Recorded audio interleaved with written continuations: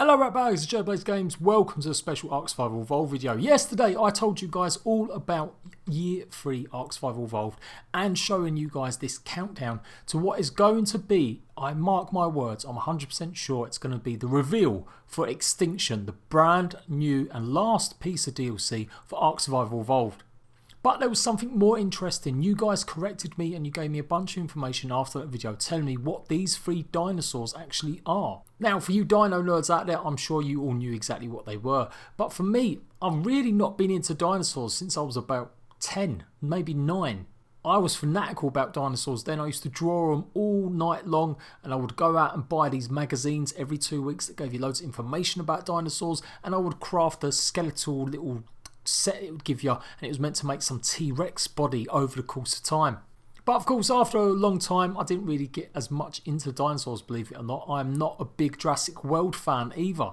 I'm not even a big fan of the original Jurassic Park films. They're okay, I'm not fangirling over any of them. There's definitely much better series for me to watch. So I never got into ARK purely just because of them things.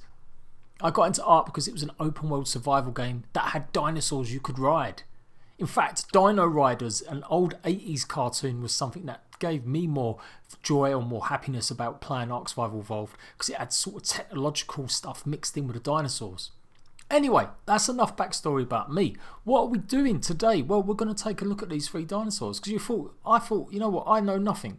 It is looking likely these three dinosaurs are going to be part of the Extinction set. If you don't know, Extinction, like the other DLCs, will be adding a bunch of dinosaurs to the core game. On the brand new map, which is going to be Earth, what I am surmising now is though, what if it's true? What if I've been saying all along is going to be accurate? What if they're going to get rid of every single creature we know? And what if they're going to replace them with all brand new dinosaurs?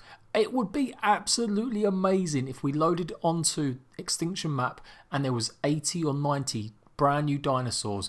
None of the old ones there at all. It would blow my mind. It would make me absolutely cream my pants, and I probably would take back a lot of the harsh words that I reserve sometimes for Wildcard, the studio that makes it. Now anyway, that's getting a bit ahead, a bit too far. It might not be that all. It may be a case of them just adding 12 or 14 dinosaurs to the rest of them. But I did want to take a look at these dinosaurs in detail because, like I said, I don't know anything about them. So let's go through. It's a summarization video. It's going to be speculation. We'll be talking about these dinosaurs, what they did in the wild and what abilities they could probably have. Now, I know I could wait 12 days until we get the reveal and maybe we'll get some mysterious mysteries, but I just thought it was interesting. It was interesting to me to cover it because, like I said, I have no clue what these dinosaurs do or what they are. I vaguely know what a Brachiosaurus is, but the other two, I've never heard of them. Now, we are going to be using the Jurassic World little wiki a little bit as well, because it's actually got just a load of good information. Now, you guys absolutely hate it when I murder these dinosaur names. The amount of times you've commented and give me a load of grief because I say it wrong. So I'm going to carry on doing that. The Styrasaurus is a relative of the Triceratops. It lived 10 million years ago. It wasn't as big as the Triceratops. It had long spikes around its frill. It also had a large horn between its eyes and nose. This plant eater was designed to chew up the very tough leaves of low-growing plants. The long spikes and horn would have made it difficult for the predators at that time, such as the early Tyrannosaur Albersaurus, to take on an adult Styrasaurus. This creature had the typical features of the Ceratopsian dinosaurs. A beak that would have been used to cut the leaves from plants. So it eats plants. Alright, we get that. Tell me about the horns. Tell me what kind of damage it does. There's several theories as to the use of these spikes in the frills of the Styrasaurus. In addition to a defensive weapon, they may have served to make the creature look larger and more formidable, or they may have been brightly coloured for display during mating rituals. They travelled in herds and cared for its young after they hatch, and that is about it. So, looking at one of these creatures, looking at one of these bad boys, you've got to say, it does look pretty badass. It's got lots more spikes in it, and its whole plate looks more like a shield. Imagine if it does expand. Imagine if it can puff itself out a little bit more. Maybe that would be something it would do. How is it really going to be different from a Triceratops? What kind of actions is it going to have? The Triceratops has recently just received some TLC to it that adjusted it, made it have a charging attack ability, much like the rhinos in ARK Survival Evolved. So what is this going to do different? Is it going to be something like the Patchy Rhino? The Patchy Rhino's got obviously the scent that it can spray to make enemies attract to itself or make enemies run away. Maybe it hasn't got just a charge mechanic. Maybe because it's got more spikes all around on the outside edges, it could shake its head in fury and that would do a lot of damage. I mean, some of these are crazy how many spikes they are. Can you imagine if that was in your face as a survivor on the island? One of these guys come up to you, you accidentally aggroed it and it just stood there just shaking its head, causing loads of damage. Maybe it would pin you for a few seconds. Of course, it could just impale you on its massively long horn that's got at the beginning of it, front of it, but definitely really interesting. Now, looking at some of these other pictures as well from like Wikipedia and all these dinosaur sites, it does seem to have like this prominent display, a bit like the patchy rhino. So maybe that is where you would get some, like, you know, some spore, maybe some sort of scent or cloud that it would actually do something with. Do you think it's a good addition to ARK? I think it's kind of very similar at the moment. I mean, obviously we don't know exactly what it's going to do. But if it's just a variation of Triceratops and it hasn't really got any unique abilities, I don't know. It'd be cool just to look at, and it'd be something different from just seeing the same old dinosaurs. Like I said, I don't know, all dinosaurs that have been added to the game, I want them to do more specific things. That was a big criticism of lots of creatures early on in ARK Survival Evolved. They didn't really have any abilities. Then they added loads of abilities to loads of them, and some of the old ones got forgotten about. And while they've got around to making some of the older dinos more relevant, there's still quite a few that just never got around to touching up properly. So there we go, that's the Styracosaurus. You can see it from the background, it's definitely one of them. It's got that great big huge horn on it. It's got loads of them. They look a bit more curved in the actual ARK picture here. Now, if you're wondering why I'm making this giant leap, you know, there could be a chance it hasn't got any of these creatures. There could be a chance they're tying this in just with Jurassic World, because Jurassic World has some of these dinosaurs in their movie. But ARK are very, very cute. They've always been on the hype train. They made their game really successful, partly because of the original ARK Jurassic World film. So I don't think it'll be a stretch to say that these are definitely going to be in the game. Now let's take a look at the Stygie. So the Stygie Moloch, if that's how you say it, I'm really glad I got it, but we're going to keep calling it the Stygie from now on. The Stygie was smaller than Apache, and it does look like Apache, but it had many more big spikes on the back of its head. It does have a more thicker neck, so it's going to be a more heavy set dinosaur. People are also saying, according to the wiki posts and stuff like that, it may have definitely been a juvenile version of the Apache. So what kind of role is this going to have with the other dinosaurs in ARK Survival Evolved? I think this is a really good picture from Jurassic World, and obviously it's not going to be exactly like this in ARK, but they did base a lot of their creatures there are on the original Jurassic Park films. It looks almost like it's got the body of like a not raptor, I'd say something a bit thicker maybe. And you can see it has definitely got a bit of a different vibe from just a normal Apache. So obviously it could be doing damage with its head plate. It's going to be the same sort of attack as Apache Rhino.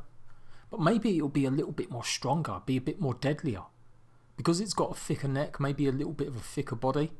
That said, if it's just a juvenile version, maybe it only has a thick neck as a young one, and as it grows up it gets a thinner one to reach for leaves on higher trees and stuff, a bit like a giraffe. When you're comparing it on this little scale here, and obviously this is all just, you know, me summarising, so don't get upset, spaghetti. You can see it's about the same size as a Velociraptor, maybe slightly smaller. So Apache, about the same size as a raptor, maybe with a thicker neck, maybe a bit stronger in game, maybe does a little bit more damage with its charge. I think the Stygie's going to have some good abilities. If it can have the speed as well, maybe to make it a good mount to run around the map on, that would be pretty interesting. Now, according to all these reports, it may be slightly smaller than Apache. So if it's smaller than Apache in the game, maybe it'll actually be something you can't ride. That's another prospect you may have to think about. Could it be just a really bigger attack dinosaur? We saw how unpopular it was to have the moss chops not rideable, and they eventually patched it in so you could ride them. So maybe they've learnt a lesson to make as many of these dinosaurs rideable as they can. Okay, lastly, we're taking a look at the Brachiosaurus. So yes, it's going to be very, very similar to what we've already got with the Bronto. Now, the difference with this guy and the Bronto is that its front arms were quite longer, so it may not actually be as big or tall as a Bronto. The way it will be slooped and standing over, it may be a little bit more like a Diplodocus. Is it going to perform the same sort of role as a Bronto? You're going to be able to put a huge saddle on it, make a huge base on it. That is probably the most likely answer.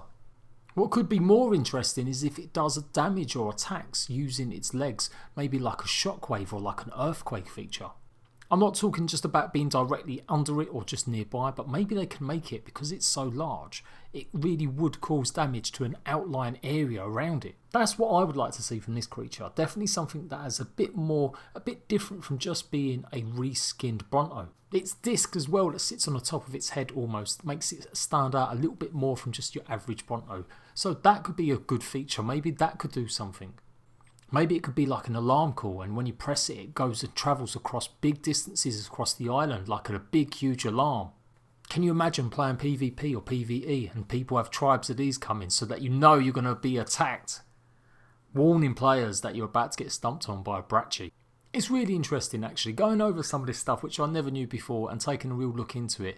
I am getting a little bit excited. These are probably some of the most boring creatures we're probably going to see in Extinction, and that's why obviously they're revealing them in this way. Over the next few weeks they're going to be revealing more, and we've got this archaeology event as well.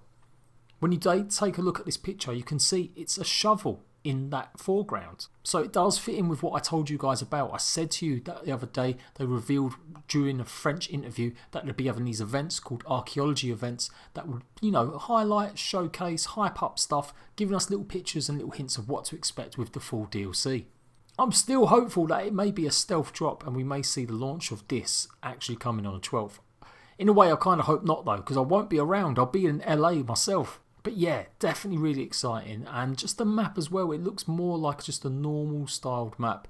No huge amount of dirt and debris from the volcanoes we maybe saw at the end of Aberration. It's definitely something that looks just a little bit more palatable. There's definitely mountains in the background there as well, and it does look like it's got loads of canyons that look like they're very similar to stuff you might have seen in Scorched Earth. So there you go, that is just a bit of summarisation. When these new dinosaurs come out, I am going to jump back on the hype train. I'm going to take a look at all of them, their mysterious mysteries, and we will discuss even more any features we might think some of these creatures will have.